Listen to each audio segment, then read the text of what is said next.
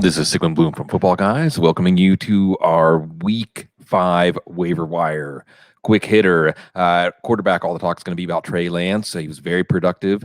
He's probably going to start. Jimmy Garoppolo has a calf injury going up against Arizona. It should be a high-scoring game. Trey Lance could, after getting some of those first play, extended play jitters out, a little hesitant against Arizona. He's going to have to air it out. He's going to have to run, and he may not give this job back. So if you need a quarterback, be aggressive going for Trey Lance.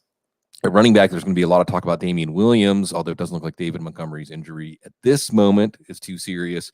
But you also have Samaje Perine, who is behind Joe Mixon, could get a start against Green Bay. And also, this is a situation where we know once Joe Mixon is hurt, he may tend to stay hurt. Down the list at running back, a couple of guys I want to draw some attention to. Alex Collins, who was a change of pace from Chris Carson and did a lot better than Carson did against that San Francisco defense. We'll see on Thursday night against the Rams, a stout defense, whether Collins gets more run. He already has injury upside. Chris Carson isn't known for staying healthy. Now Alex Collins might have some running back by committee value. Let's also watch Daryl Williams in Kansas City, the more powerful element there. He has the Clyde Edwards-Helaire injury upside. He also has 2 touchdowns in the last 3 weeks. He's in a prolific offense. He's another player if you're desperate at running back while people are throwing money at Darnell Williams and Perine. The flavors of the week.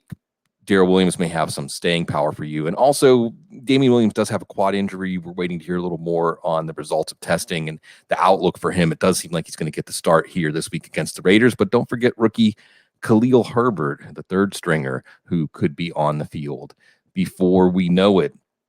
A wide receiver, we saw Randall Cobb not even in on half of the snaps, get most of the production from the wide receivers.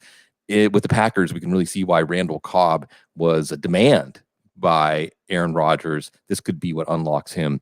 He's somebody who we watch those routes run. We watch those snap participation numbers as the fertile soil where fantasy value grows out of. In Cobb's case, he may not need a lot of those to be targeted frequently enough to have fantasy value because he's the apple of Aaron Rodgers' eye. Also, Jamison Crowder was trusted by Zach Wilson. I think you're going to continue to see that trend. We're going to get to watch it Sunday morning as they're playing in London against the Atlanta Falcons. So there could be some momentum there for Crowder and also Darnell Mooney. Even though we did hear that Andy Dalton is the starter when he's healthy, we saw that beautiful deep ball from Justin Fields. Sooner or later, Mooney is going to get the opportunity to be at the end of a lot of those going forward. So if he was thrown on the waiver wire out of impatience, he could be your gain. Tight end beyond the obvious guys you're looking for, like Dawson Knox and Dalton Schultz. See, again, if your league, maybe short bench league, was slow on the take, CJ Uzoma, after his 2-touchdown game, hey, a 2-touchdown game is about as well as you can do at tight end. Uzoma looks really good. Joe Burrow is developing confidence throwing to him. Let's not forget about Max Williams, once a second-round pick of the Ravens. It is the Cardinals' offense. A lot of cups will be filled by that offense. And Max Williams actually has numbers to show that he is a viable fantasy tight end at this point. You may not think much of him, but at the tight end position, the way that he's been playing, the way that Kyler Murray's been playing, I think that he could help your team, especially this week against San Francisco. Good luck this week on your waiver wire. Stick with it. Even if you're 0-4, you can still win the championship. For Footballguys, Sigmund Bloom saying, stay classy.